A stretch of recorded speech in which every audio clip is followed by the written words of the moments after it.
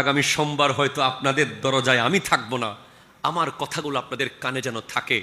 যারা কোরবানি দিবেন, আপনার ঘরের দুয়ারে যখন একজন গরিব এসে এক টুকরো গোশত চায়, মনে রাখবেন খোদা কি কসম, আপনি বড় নসিবওয়ালা যে আপনি কাউকে এক টুকরা গোশত দিতে পারতেছেন।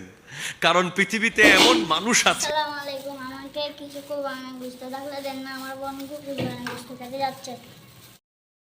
গুস্ত নাই, গুস্ত শেষ হয়ে গেছে, যাও যাও যাও।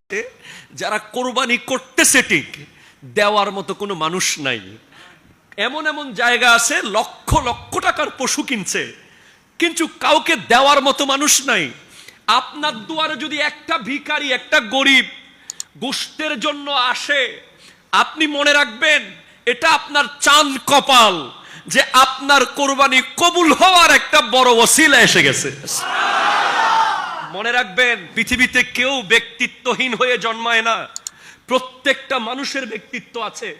যেই মানুষ আপনার ঘরের দুয়ারে গোশতের জন্য আসে, সেই মানুষও কারো না কারো বাবা, সে কারো না কারো মা, সেই মানুষেরও ব্যক্তিত্ব আছে। সেও লজ্জা পায়, কিন্তু চিন্তা করে যে কতদিন আমার সন্তানরা গোশত চোখে দেখে নাই, আজ কোরবানির দিন আমার সন্তানরা এক টুকরো গোশত খাবে। অনেকে বলি কি আমরা একবার দিছি আবার কেন আসছো? আরে ভাই 10 বার আসলে 10 বার দেন।